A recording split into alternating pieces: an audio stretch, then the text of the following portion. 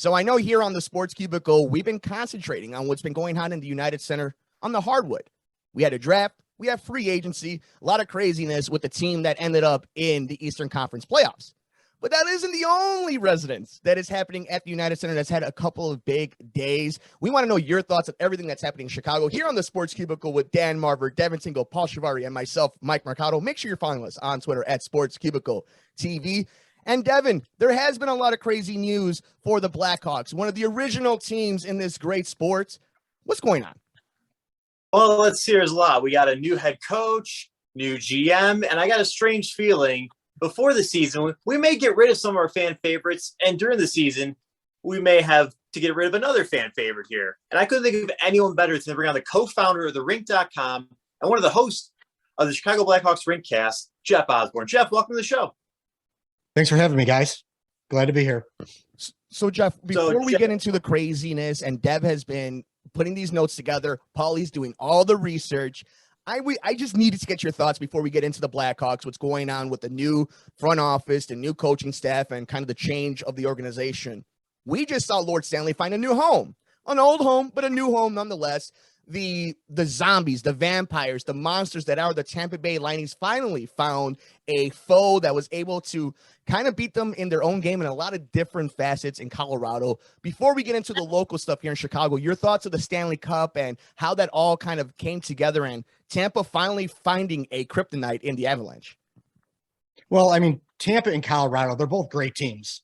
You couldn't really have a loss no matter who won or who lost. Tampa Bay is taken over from what the Blackhawks were for like those 6 years, that dynasty that they were. And then, they won 2 in a row and they were going for the 3rd in a row, which is, and a lot of people are forgetting that, they lost to the Blackhawks in 2015. So if you go from 2015 to 2022 in 7 years, they've been in the cup final 4 times.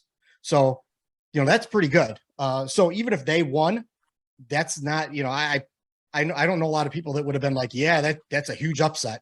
But a lot of people don't realize this, but over at the rink, we covered the Colorado Avalanche for the last couple of years as well. So we got a good close look at the Colorado Avalanche and what they are. And that team is just a solid juggernaut from bottom to top. And they've got a solid GM who will steal everything out from under you.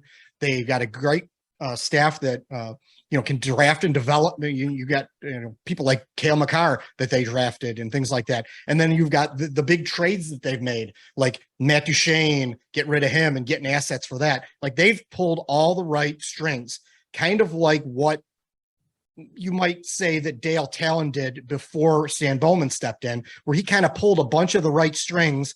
And at the end, you put that Marian Hossa into the mix, and boom, that just pushed him right over the edge. That's kind of how what happened in Colorado. It was just fate. Sooner or later, it was going to happen. Dev? Yes, so you bring a very good point there. What's happened in Colorado is it's like this is kind of sort of seem a little bit like what the Blackhawks were in the 2009-2010 years. That was 11 years ago now, 12 years ago now, it's 2022. And we definitely have not really seen much of that team. The Blackhawks were one of the worst teams last year here. And now bringing in a new head coach, there's kind of a lot of debate here, but most fans are saying this is the start of the rebuild that this team needs here. And I'm just kind of curious, do you think this is the start of the rebuild? And if so, how many more changes do you think are going to happen here? Because I'm telling you right now, as we've learned with, like teams like the Bears, the White Sox, you bring in someone from management, you're going to most likely clean house in every other way, shape, and form. Yeah. Honestly, we've preached for a while now. The Blackhawks have not been good for 5-6 years. They really haven't. And they've just been kind of treading water. Stan Bowman was just trying to keep getting seats, getting butts in the seats and trying to sell jerseys and things like that. But they were not a good team. They weren't, their underlying numbers, they didn't do real well. There were some flashes here and there where they played well, but overall, they've not been a really good team for a while. So the rebuild honestly should have started 3 years ago. It really should have. Like Stan should have been honest with himself, but they were drinking too much of their Kool-Aid. They thought that everything that they did just turned up aces, and it didn't. After they lost to the Predators, like nothing was working. Nothing was working, and they had bled their cabinets or their system dry by trading away anyone that was young and had some talent. The Panarin thing is another thing altogether, but they waited too long. They figured they could maybe squeeze another cup out of Taves and Kane, and Keith and so forth. But those guys were breaking down. And once Marian Hossa retired, that was just the end of it. Like, that was their defense, everything in their own end was helped by what Marian Hossa brought to the ice. And once he was gone and Seabrook couldn't play much anymore, and Keith was kind of, getting older and getting a little bit slower, and they got rid of Hjalmarsson, and that's a lot to lose in your back end from a team that, they're, quite frankly, in 2015, they were, that was probably Joe Quenneville's best coaching year, because they only had 4 defensemen, maybe 3.5 defensemen that year, that they carried through the playoffs with those guys and won the Stanley Cup. That was probably, I've said it for a while now, that was probably his best performance as a coach, because that's where he really had to show what he could do and what he could bring to a team. And here we are 5-6 years later, and everyone's gone, and it just shows that their talent really dropped off. I'm glad that you brought up a lot of the trading the young talent here, because Coach Richardson, he says, he's one of the guys, he's great with working young kids. He says he's looking for the challenge and he's looking to build a new team here. But at the same time, like you said, they want to sell as many Kane and Taves jerseys to people like my mom, because those are the only players that they still remember from years ago here. How much of a say do you think Coach Richardson is going to have in who stays on this team this year, especially with Kane and Taves being on their last year in their contracts? Well, bringing him in, they're not going to not listen to him. They're going to listen to him, or they're going to at least consult him. Maybe they won't do what he asks, but they're going to at least consult him, or they're going to say, this is the direction we're going in. This is what we're looking for. They want to be on the same page. They don't want a disconnect between the front office and behind the bench. So they want to keep him informed. And I got to be honest, Kyle Davidson has really impressed me with what he's shown so far. He's been open. He's been honest. Stan Bowman lied to fans. Rocky Works, everybody, the whole organization from top to bottom lied to fans after they got swept that one year in the playoffs, and just told them, they're going to be good. We're going to be good again. We're going to be good this year. We're going to be good this year. For 4 straight years, they tried doing that, and they got worse every year. Instead of being honest with themselves and just pulling off the Band-Aid and saying, hey, listen, we'd rather trade a guy a year too early than a year too late and start cleaning house. They didn't do any of that. They hung on to him way too long. They hung on to Keith too long. Seabrook, they tried to baby him along. Like, Crawford is what he was. Like, Kane and Taves, they're great players. They were great players for over a decade. But you know what? Kane's going to start to fall off. Maybe you want to trade him before he starts getting real bad. And Jonathan Taves has already fallen off. He almost, there's some speculation out there he could have been ready to retire. So, they're waited way too long. They wasted prime years of Kane and Taves' careers by lying to fans and telling them that they were better than they were. And now they're at a spot where they can't even probably get equal value for any of these players. They're going to take losses on some of this. They're going to have to eat salary. They're going to do stuff like that. And that's going to make the rebuild in the end, it's going to make it 2 years longer, maybe.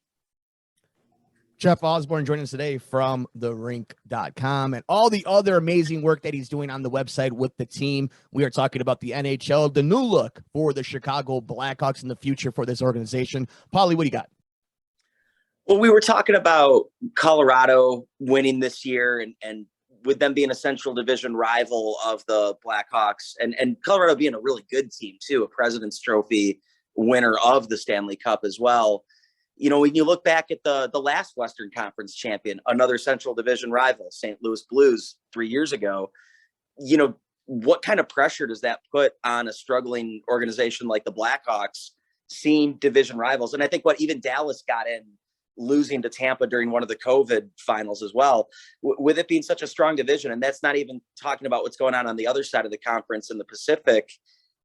I wanted to get your thoughts, Jeff, on just kind of what kind of pressure does that put on an organization that should and needs to rebuild, even though they can't get back to that level quick enough. They still know that the class of the division is championship caliber hockey.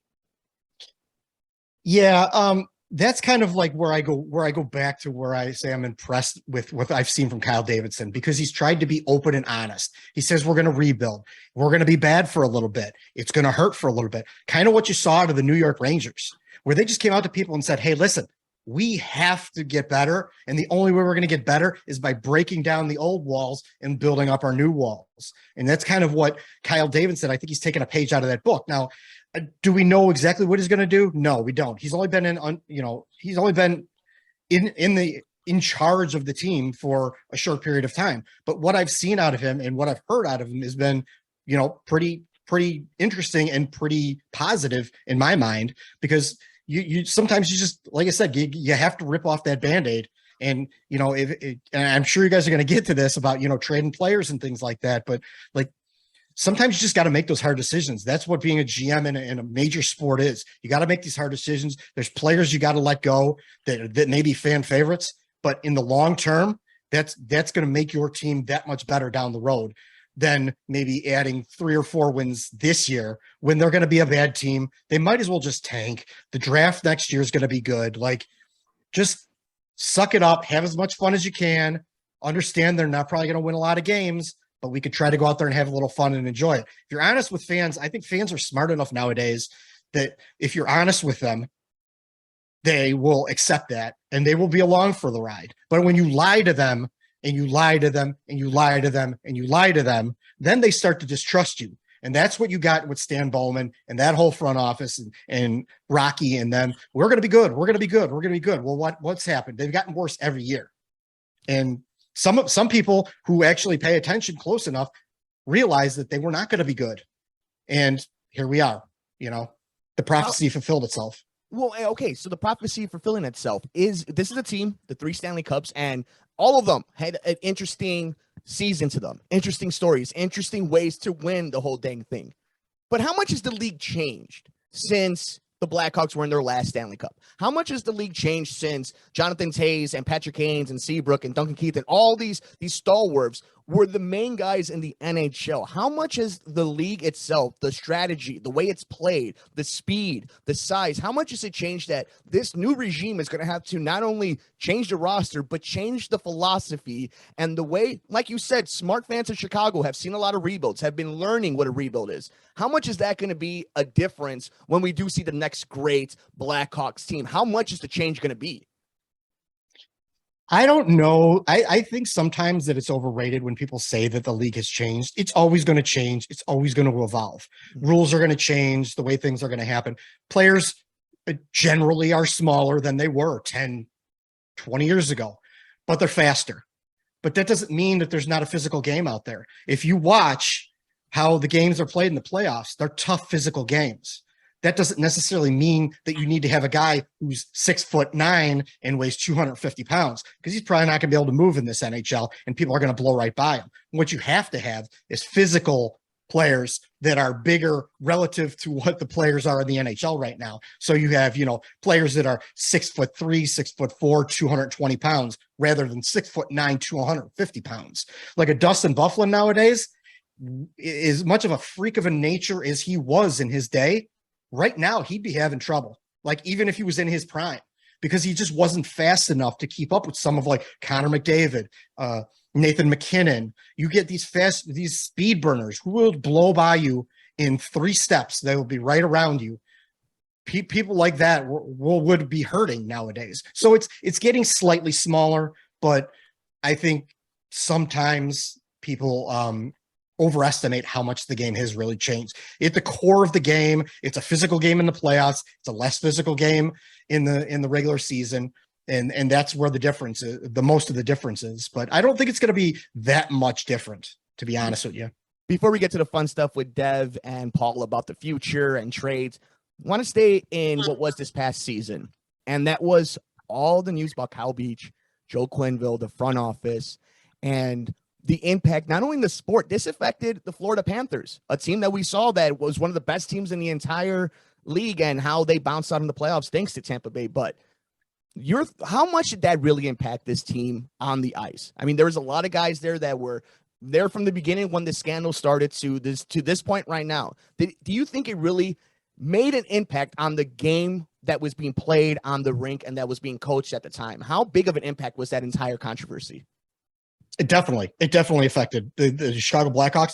It affected the Chicago Blackhawks. It affected the NHL, and it affected sports in general, just sport, professional sports. It was one of the biggest things to happen, you know, in all of sports, I think in the past 15 years, and in a negative way. And I'll be honest with you, I've been a Blackhawks fan my entire life. And my fandom, my fandom took a hit. It took a big hit. I mean, I've got their logo tattooed on my body. And like I haven't worn, I don't think I've worn anything from the Blackhawks in 8 months, probably. I'm just like, it disgusted me, the whole thing. The way they treated it, everything about it. Just, it was bad. It was bad. It was, they put someone's life, you know, in behind winning. They wanted to win, and this guy's life, they kind of turned it upside down. And it was, so, I mean, to go back to your original question, yeah, it affected everything. Now, do I think that Jeremy Colleton would have been a better coach if the scandal didn't happen? No, I don't. Jeremy Colleton, I had enough of him, a year and a half ago. He should have been gone a while ago. I had heard things and I heard rumblings that the team just didn't like him. I heard one player called him the worst coach he's ever played for, and he played on worse teams than the Blackhawks. Like, I have heard a lot of bad things about Jeremy Colleton. He just wasn't ready for the job when he was thrown in there. They didn't have a better option when they wanted to fire Joel Quenneville, and they just thought because he was a whiz kid for a year in the AHL that they could just bring him in, because, like I said before, they were drinking their own Kool-Aid. They thought that everything they did came up aces, and in the last 5 years they found out that that's not quite what it is. It was a lot of luck that got them where they were. Joining us for just a few more minutes is the one and only Jeff Osborne from The-Rink. Make sure you guys check out the podcast. They do a wonderful job, him and the entire team, covering this sport that seems to never end, even during the off season. Paulie, what do you got for our guest?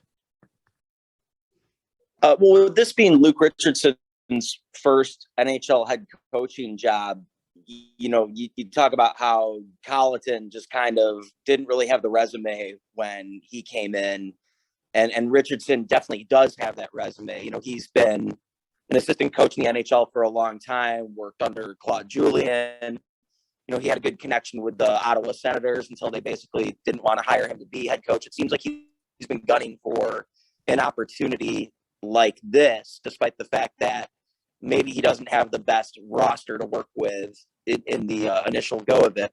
I had a couple ways I wanted to kind of go with this, though, about like with what he's up against and what that could do to potentially help or jeopardize his future coaching career. But when you look at the way, when they brought in Joel Quenneville, legendary coach, in 2008, and they were trying to help a young, talented team get better. That was the storyline when they hired him.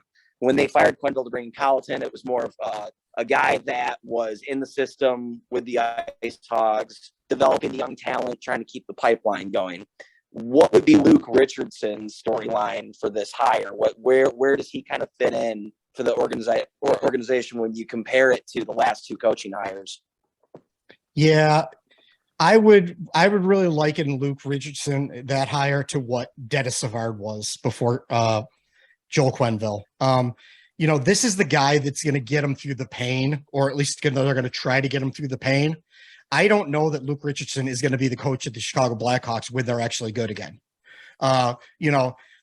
There's going to be 3-4 years where they need to be able to develop talent. They need to draft talent. They need to develop talent through the system. They're going to need to be able to acquire young players and develop them as well, because you can't have a winning team in the NHL if you can't draft and develop talent. And the Blackhawks haven't drafted and developed talent since before Stan Bowman was GM. A lot of the guys that they had on that team through those cup runs were all drafted by Dale Talon or Mike Smith and developed and brought in. And then Stan Bowman took over the year before they won that cup. And he really didn't develop anyone through the system. There were a couple of guys who they drafted and threw them right in the NHL, and they worked.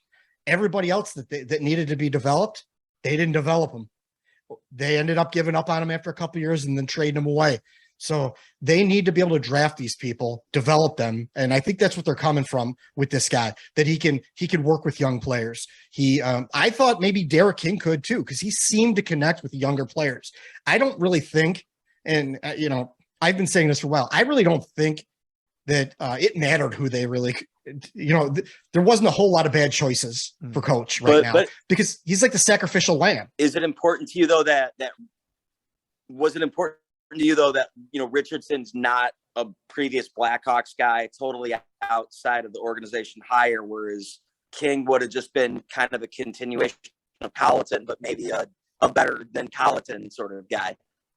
No, that's a great point. I mean, I thought Richardson not being a Blackhawk, is that important? I don't know that's important, but I think that that's probably the road they should have taken because of the fact that there was such a toxic, environment in there. And it was just a year ago, that all these guys were still around. Stan Bowman was still around. Like Colleton was still around. A lot of the guys who were actually in the system coaching, prospect or not prospects, but all the other people in the organization were still around from when that scandal happened. So I think they had to do a cleanse of the system. So that's why I was kind of, hoping they would go out and get, someone from, like Matthew Darch or someone like that, from another organization, bring somebody in, bring some fresh eyes, come in and scrub it clean. And without, I love Jonathan Toews because he's been in the organization for this many years. And I know him and I see him in the hallway a lot. And what am I going to do when I'm saying he needs to go kind of thing? So, you bring in these new fresh faces, they could come in with a clean slate and write it down on the board. And we got to change these things. That's kind of what I was hoping for. But Kyle Davidson, I think, has been doing that. It was surprisingly, I think he's been honest with all this, what they have to do, mentioning names like The-Rink, Kane, Taves, like, that used to be taboo. You can't mention getting rid of any people like that the fans like and buy jerseys. So, bringing in a coach from outside your organization, sure, yes, that's great.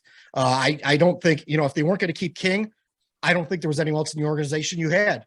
They could do that. So you were going to probably have to if you didn't stay with King anyway. Dev, final question for our amazing guests. We've learned a lot today. I mean, you talk about going through the gambits and really going down the weaves with somebody who's not only passionate, but very intelligent about the sport and the people behind it. And Jeff Osborne, of course, that's how everybody is over at The-Rink. And we appreciate what they do for us here on the Sports Cubicle with Dan Marver, Devin Tingle, Paul Chivari, and myself, Mike Mercado. Dev, what you got? Well, Jeff, you kind of said it best. It's taboo to talk about trading Kane and Toews, but they're on their last year of their contract. I think this has to be the year. I got basically two and a half questions here, really. Who do you think the first to go, those two, is going to be? My money's on Kane because he got more value. Second, the draft class this year really isn't that great. The Blackhawks don't have a draft pick. Do you think they'll trade for a first-round draft pick in this draft, or is these trades going to be before the season or kind of during the season for some younger prospects here? Well, they're going to take calls on everyone, and they've said that. They openly said that they're open for business. We'll listen to anything you got to bring to us. But I just saw it today that there's rumors out there that Elliot Friedman said that there was an offer for Alex DeBrincat that included 2 first-round draft picks. One of them would have been a pretty high first-round draft pick, and the Blackhawks have turned it down. So, do I think they're going to get it? They're going to try to get back in the first round. I know the draft isn't great, but they're going to try and get a first-round draft pick because you need young players that you can develop. And if you can't get into the first round, then maybe you got to go out and get a second-year guy, a guy that was drafted last year in the draft. That's a young, hot prospect that you could bring into your system and you could develop. You got to start going young because you start bringing these guys in their mid to later 20s. And by the time the Blackhawks are good in 4 years, you're talking about a guy that's 32 years old. Like, you can't do that. You got to start bringing in the young. You got to start shoveling out the old guys, or the guys that are starting to get old. Now, as far as who goes first, like, I'd like to say Jonathan Toews goes, but who's going to take him? You're going to have to eat his salary. You're going to have to eat half of his salary probably.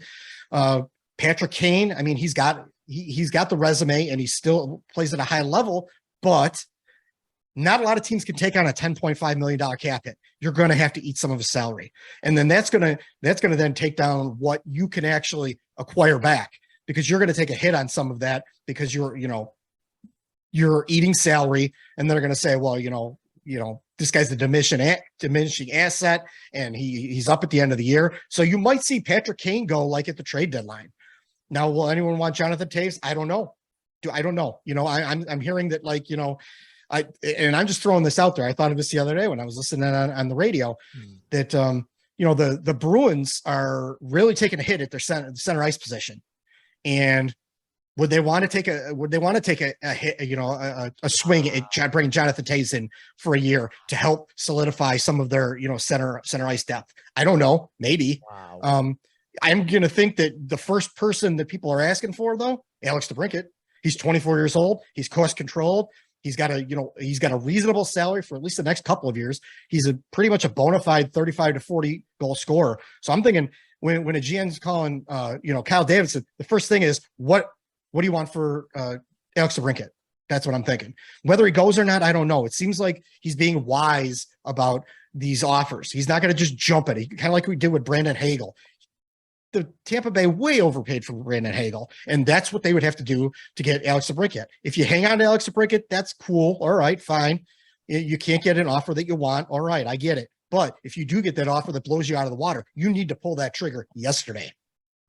Jeff, where can the people, the millions and millions of people and millions would tell me, brother, I mean, you guys are doing an awesome job. The baby that you helped create and everything that's going on behind the scenes and obviously on the audio format as well. Where can the amazing audience here in Chicago and the Sports Cubicle check out your work and check out the amazing stuff you guys are doing over at the website? Yeah, our website is www.the-rink.com.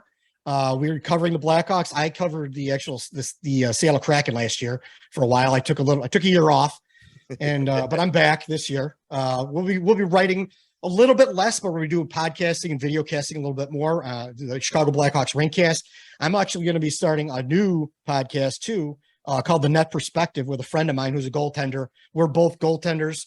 We're both coaches, and we talk about goaltending a lot. So it's going to be goaltending centric throughout the NHL. Kind of, we're going to talk about everything from, drafting and developing kids to be goaltenders, things like that. So that's going to be a new thing. We're about to get rolling probably this summer. So you'll have that podcast. Look for that.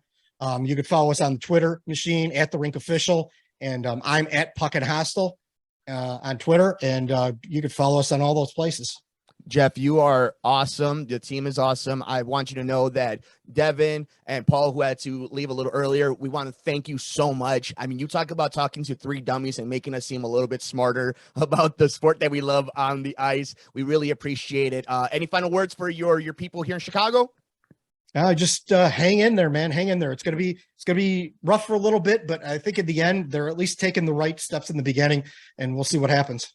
Jeff Osborne, The-Rink.com. Make sure you put that dash in between the and rink. Make sure when you're doing your Google searches, all right, kids, do it properly. Follow them on the socials. It's Devin Tingle. It's Paul Chivari. It's Dan Marver. I'm Mike Mercado. We got more coming up here on the Sports Cubicle on WCPT 820 AM.